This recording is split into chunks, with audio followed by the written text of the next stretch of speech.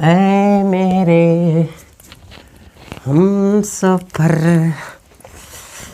एक जरा इंतजार, सुन सदाएं दे रही है मंजिल आपकी। हाय गाइस, कैसे हो बाबू? बढ़िया हो? चलो बाबू, देखो आज हम लोग क्लास 10th के साइंस के बारे में डिस्कस करेंगे, ठीक है ना। साइंस में सबसे पहले चलेंगे फिजिक्स के बारे में। इसमें हम लोग देखेंगे लाइट यानी प्रकाश चैप्टर के बारे में। प्रकाश चैप्टर में क्या क्या पढ़ना है वो, और उसमें प्रकाश का परावर्तन का नियम क्या होता है, प्रकाश का अपवर्तन का नियम क्या होता है, ठीक है ना। दोनों बहुत ही इंपॉर्टेंट है, लेकिन सबसे पहले जानना जरूरी है कि प्रकाश क्या होती है। वाह सर, प्रकाश, अगर हम लोगों की ज़िंदगी में प्रकाश आ जाए तो पूरा उजाला उजाला हो जाएगा। तो हाँ बेटा, उसी प्रकाश की बात करने जा रहे हैं, प्रकाश। अच्छा देखो, प्रकाश अगर आती है तो आपके अंदर ना एक अजीब सी ऊर्जा उत्पन्न हो जाती है। वाह लाइट आ गई, ऐसे बोलते हैं आप। यानी प्रकाश क्या लेकर के आती है, तो ऊर्जा लेकर के आती है। ऐसा हम लोग बोल सकते हैं कि प्रकाश जो है वो ऊर्जा का ही रूप है। प्रकाश एक प्रकार की क्या है, ऊर्जा। और जैसे ही प्रकाश आती है क्लास में या फिर किसी रूम में, वैसे ही आपको वस्तुएं दिखाई देने लगती है। अब जरा ऐसे समझो कि अगर किसी रूम में कोई बैठा है और रूम एकदम अंधेरा है, और उस रूम में आप जाएंगे तो क्या वो दिखाई देगा? नहीं दिखाई देगा, जब तक कि उसमें प्रकाश न हो। अगर प्रकाश नहीं है तो कोई भी वस्तु नहीं दिखाई देगी, चाहे वो कितना भी वस्तु सफ़ेद हो, नहीं दिखाई देता है, ठीक है। इस प्रकार से प्रकाश के बिना हम लोग किसी भी वस्तु को नहीं देख सकते। यानी कहने का मतलब यह है, आप लोग इस प्रकार से कह सकते हैं कि प्रकाश एक ऐसी ऊर्जा है जो हमें दृष्टि संवेदना उत्पन्न कराती है, ठीक है ना। चलिए शुरू करते हैं। प्रकाश, प्रकाश यानी लाइट। चलिए देखो प्रकाश क्या होता है। तो प्रकाश एक ऐसी ऊर्जा है जो हमें दृष्टि संवेदना उत्पन्न कराती है। प्रकाश एक ऊर्जा है जिसकी सहायता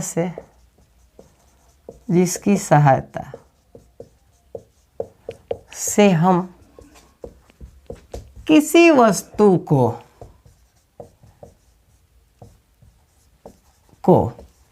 देख सकते हैं,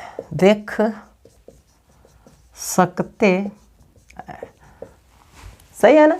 हाँ सर, प्रकाश आ जाता है तो हम लोग देख लेते हैं सब वस्तु का, ऐसे। हाँ बाबू, देखेंगे। आपके अगर ज़िंदगी में प्रकाश आ जाए तो क्या बात है, आप कितनी ऊंचाइयाँ छू सकते हैं, कोई लिमिट नहीं है। अगर अच्छे से पढ़ाई करेंगे तो बहुत आगे जाएंगे आप लोग, ठीक है ना। और आगे जाएंगे तो अपने गुरुओं को भूलेंगे नहीं। अब बात करते हैं कि प्रकाश के गुण क्या क्या होते हैं। प्रकाश के गुण मतलब इसकी क्वालिटी क्या क्या होती है, सही है। तो देखिए इसकी क्वालिटी है, बहुत सारी क्वालिटी है। पहले क्वालिटी की अगर बात करेंगे तो प्रकाश सीधी रेखा में चलता है। कैसे चलता है? तो प्रकाश सीधी रेखा में चलता है। अब जैसे समझो कि अगर आप लाइट लिए हैं और बारेंगे तो क्या लाइट ऐसे मुड़ के जाएगी? नहीं। क्या लाइट इधर जलाएंगे तो ऐसे मुड़ के जाएगी? कभी नहीं। तो इसलिए देखेंगे आप कि सीधे जाता है। इसीलिए कहा जाता है कि प्रकाश कैसे चलता है, तो सीधी रेखा में चलता है। दूसरे गुण की बात करें तो प्रकाश की जो चाल होती है, प्रकाश की चाल कहाँ पर? निर्वात या वायु में कितनी होती है? तो 3 × 10⁸ मीटर प्रति सेकेंड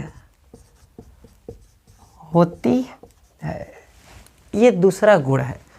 प्रकाश की जो चाल होती है निर्वात में, वो कितनी होती है, तो 3 × 10⁸ मीटर प्रति सेकंड। तीसरे गुण की बात करें तो देखिए, प्रकाश को चलने के लिए किसी माध्यम की आवश्यकता नहीं होती है। प्रकाश को चलने के लिए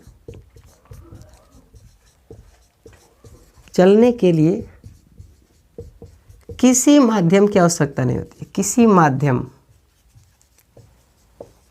की आवश्यकता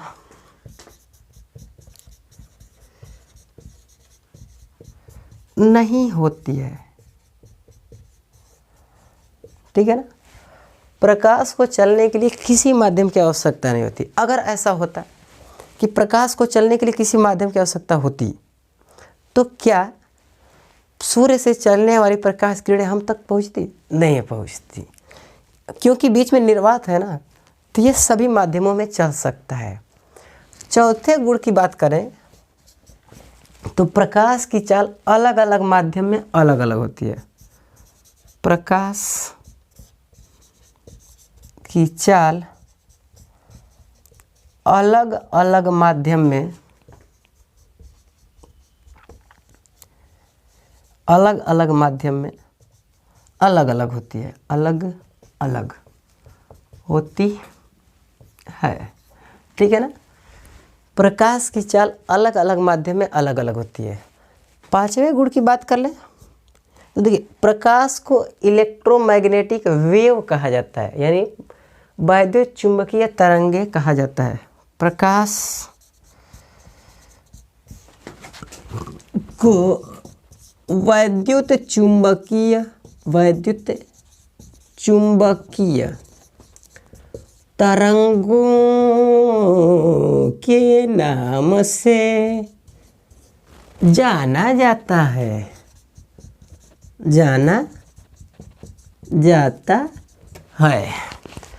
अब अगले गुण की बात करना चाहते हैं, यानी छठवें प्रॉपर्टी की, तो लिख सकते हो। देखिए, अभी बहुत प्रॉपर्टी है, लास्ट वाले में सबको बता दे रहे हैं। देखिए, प्रकाश में परावर्तन और अपवर्तन की क्रिया होती है, लेकिन जैसे ही इंटर लेवल में जाएंगे तो वहाँ पे मिलेगा व्यतिकरण, विवर्तन, इस प्रकार की घटनाएं मिलेंगी। तो छठवां लिख सकते हैं कि प्रकाश में परावर्तन। अब आगे देखेंगे परावर्तन क्या होता है। परावर्तन तथा अपवर्तन की क्रियाएं होती हैं। अपवर्तन की क्रिया होती है। तो इस प्रकार से प्रकाश हो गया और प्रकाश के गुण हो गए। जल्दी से इसको नोट कीजिए, स्क्रीनशॉट लीजिए।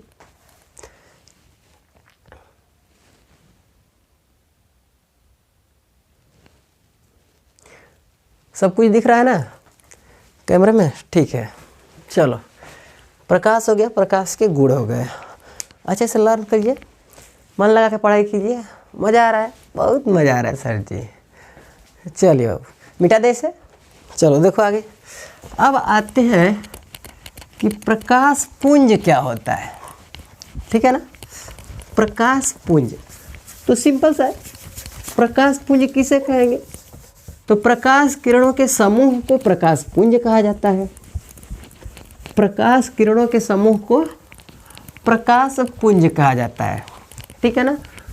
चलिए, प्रकाश पुंज देखो, प्रकाश पुंज ऐसे।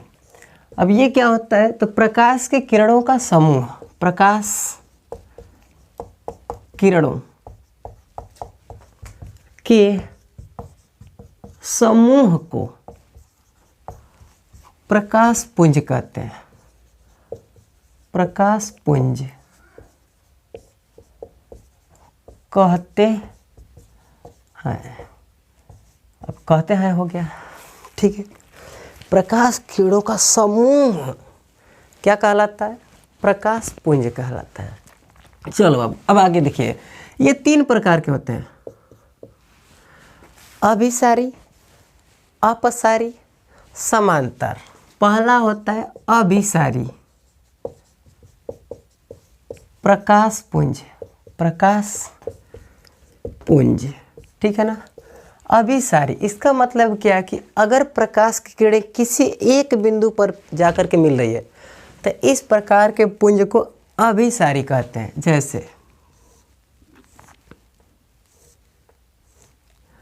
ये सभी प्रकाश की किरणें जाकर के एक बिंदु पे मिल रही हैं तो ये किस प्रकार की प्रकाश पुंज हुई? तो अभिसारी। दूसरा होता है अपसारी।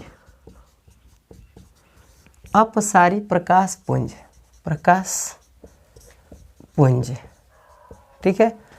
अपसारी में क्या होगा कि एक बिंदु से प्रकाश की किरणें चारों तरफ फैलेगी, मतलब कि फैलती नजर आएगी, तो इस प्रकार के प्रकाश पुंज को कहेंगे अपसारी प्रकाश पुंज। जैसे देखिए इस प्रकार का बना देते हैं तो ये हो जाएगा आपका अपसारी। देखिए फैल रही है तो ये हो जाएंगी अपसारी। अब तीसरे की बात करेंगे तो वो होती है समांतर प्रकाश पुंज। तीसरा कौन? तो समांतर प्रकाश पुंज, प्रकाश पुंज, ये तीसरा वाला होता है समांतर प्रकाश पुंज। समांतर प्रकाश पुंज में क्या होता है कि सभी की सभी लाइनें, यानी सभी की सभी प्रकाश किरणें कैसी होंगी? तो समांतर होगी। इसे हम लोग कहेंगे समांतर प्रकाश पुंज, ठीक है। चलो, तो तीन प्रकार के हो गए प्रकाश पुंज। पहला हो गया अभिसारी, दूसरा हो गया अपसारी, तीसरा हो गया समांतर। तीन प्रकार के प्रकाश पुंज होते हैं, इनको आप नोट कीजिए। प्रकाश क्या हो गया? प्रकाश के गुण हो गया प्रकाश पुंज हो गया, ठीक है। चलिए बनाइए।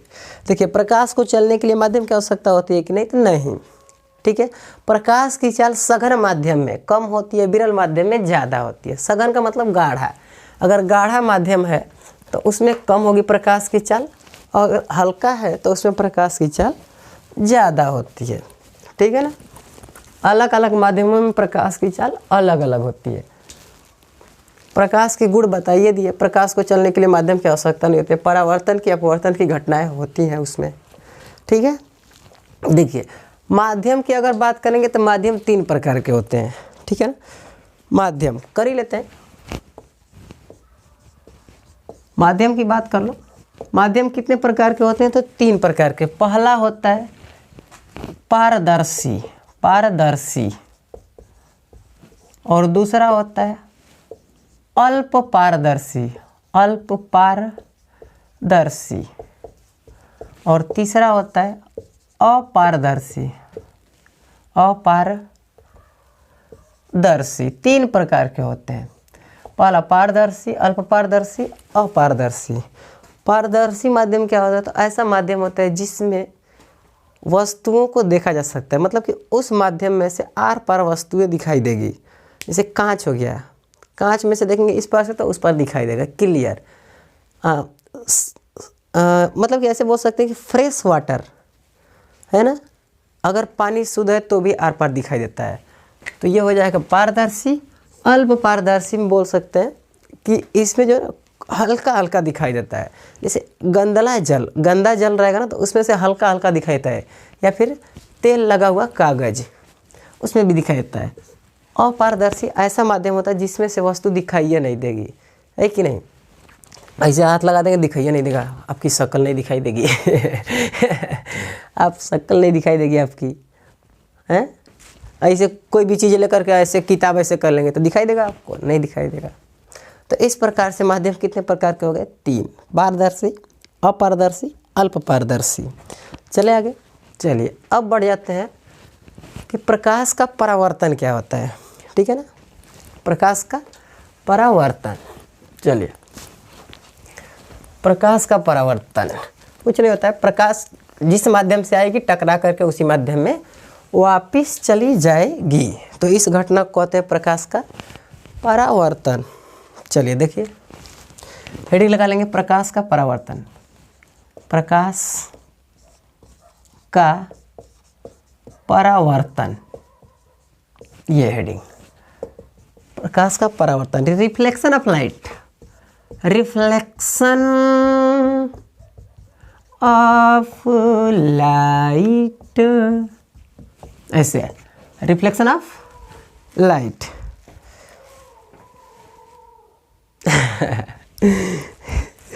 डॉग्स बार्क, डॉग्स बार्क, है ना। चलिए थोड़ी मोड़ी आवाज़ आती रहती है। अब उन लोगों का भी सवेरा हो गया है और हम लोगों का भी सवेरा हो गया है, तो वो लोग भी भूखेंगे कुछ न कुछ। चलो तो आप लोग पढ़ाई पे कंसंट्रेट रहिए। प्रकाश का परिवर्तन देखो बाबू क्या होता है। तो जब प्रकाश की किरण एक माध्यम से चलकर और किसी चिकने तल पर टकराकर, क्या बोला है, जब प्रकाश की किरण एक माध्यम से चलकर किसी चिकने तल पर टकरा करके उसी माध्यम में वापस चली जाती है, उसी माध्यम में वापस चली जाती है, तो इस घटना को कहते हैं प्रकाश का परावर्तन। देख लेते हैं, वीडियो आ रहा है ना इसमें। इस घटना को क्या कहते हैं, तो प्रकाश का परावर्तन कहते हैं। देखिए लाइट आई यहाँ से और टकरा करके उसी माध्यम में चली गई। क्या इस माध्यम में आया? नहीं। इस घटना को कहते हैं प्रकाश का परावर्तन, कि अगर लाइट जिस माध्यम से आई उसी माध्यम में वापस चली गई, तो इस घटना को क्या कहेंगे? प्रकाश का परावर्तन कहते हैं। अब जरा देखिए, इसमें कुछ टर्म्स होते हैं। यहाँ पर जिस बिंदु पर आकर के टकराती है उसे कहते हैं आपतन बिंदु। कौन सा बिंदु? तो आपतन बिंदु। आगे, लेकिन जो किरण आती है उसे कहते हैं आपतित किरण। आपतित किरण। अच्छा, जो टकरा करके वापस जाती है उसे कहते हैं परावर्तित, परावर्तित किरण। इस प्रकार से, लेकिन जिस बिंदु पर टकराती है वहाँ पर एक अभिलंब खींच लिया जाता है। ये एक रेखा होती है जो तल के साथ कितने डिग्री का कोण बना रही होती है? तो 90 डिग्री का। इसे कहते हैं अभिलंब। ठीक है, क्या कहते हैं? तो अभिलंब। जो किरण आती है उसे आपतित किरण, जो टकरा करके वापस जाती है उसी माध्यम उसे परावर्तित किरण। आपतन बिंदु पर चिकने तल के साथ जो 90 डिग्री का कोण बनाता है उसे कहते हैं अभिलंब, और जिस तल पर आती है उसे कहते हैं चिकना तल। चिकना तल। अब ये जैसे मिरर हो सकता है, मिरर यानी दर्पण, ठीक है ना, तो ये दर्पण भी हो सकता है, चिकना होता है। अब आगे, प्रकाश की किरण आई, टकरा करके वापस चली गई, तो इस घटना को कहते हैं प्रकाश का परावर्तन। तो आई होप आप लोगों को प्रकाश का परावर्तन समझ में आया। अब आगे चलते हैं परावर्तन के नियम। परावर्तन के 2 नियम होते हैं। परावर्तन के नियम, ठीक है ना। परावर्तन के 2 नियम होते हैं। देखिए बाबू, एक चीज़ बताना भूल गए आप लोगों को। यहाँ पर ना 2 कोण होते हैं, ये होता है आई और ये होता है आर। आई को क्या कहते हैं? तो आपतन कोण कहते हैं। क्या कहते हैं? आपतन कोण। और आर को कहते हैं परावर्तन कोण। परावर्तन कोण। I R. आई क्या है? आपतन कोण। डिफाइन कैसे करेंगे? मतलब पूछता है कि परिभाषित कीजिए आपतन कोण को। तो आपतन कोण, देखिए, अभिलंब तथा आपतित किरण के बीच का कोण आपतन कोण कहलाता है। फिर से सुनो, अभिलंब तथा आपतित किरण के बीच बना कोण क्या कहलाता है? तो आपतन कोण कहलाता है। और परावर्तित किरण तथा अभिलंब के बीच बना कोण क्या कहलाता है? परावर्तन कोण कहलाता है। ठीक है, चलो बना लीजिए। अब आते हैं परावर्तन के नियम पे। तो परावर्तन के 2 नियम होते हैं। पहला सिंपल है कि आपतन कोण बराबर होता है परावर्तन कोण। आपतन कोण बराबर परावर्तन कोण। यानी कहने का मतलब ये है कि कोण आई बराबर कौन हो जाएगा? तो कोण आर। कोणाई कोणार। कोणाई कोणार, ये। और दूसरा नियम होता है आपतित किरण, परावर्तित किरण और अभिलंब तीनों एक ही तल पर होते हैं। दूसरा नियम लिख लेंगे, आपतित किरण कामा परावर्तित किरण तथा आपतन बिंदु पर अभिलंब। अभिलंब, तीनों एक ही तल में होते हैं, एक ही तल में होते हैं, ठीक है ना। तीनों एक ही तल में होते हैं। कोण I बराबर कोण R। चलिए इसका स्क्रीनशॉट लीजिए। कैमरा में दिख रहा है नीचे का, एकदम सही दिख रहा है। चलो बनाइए। हो गया, नोट हो गया, नोट बनाते रहिए बोर्ड एग्जाम की दृष्टि से बहुत इम्पोर्टेंट है। तो परावर्तन के नियम, ठीक है। चलिए अभी अपवर्तन आप लोगों को नहीं पढ़ा रहे हैं, परावर्तन पढ़ा रहे हैं। प्रकाश का परावर्तन, अब ये परावर्तन हो गया। चलिए इसके बाद आता है मिरर, यानी दर्पण क्या होता है। हो गया। चलिए बाबू, प्रकाश का परावर्तन हो गया, परावर्तन के नियम आप समझ गए। तो आज का वीडियो यहीं पे करते हैं समाप्त। मिलेंगे अगले लेक्चर में, तब तक पढ़ाई करते रहिए। बाय, ठीक है ना। लर्न कर लीजिएगा अच्छे से, ताकि अगला लेक्चर जो लेकर आएंगे उसमें पढ़ाएंगे आप लोगों के मिरर क्या होता है, यानी दर्पण क्या होता है, तो वो समझ में आएगा। अगर पीछे का आप लर्न किए रहेंगे तब परावर्तन का नियम मिरर पे अप्लाई करेंगे, वहाँ पे मिरर देखेंगे कितने प्रकार के होते हैं।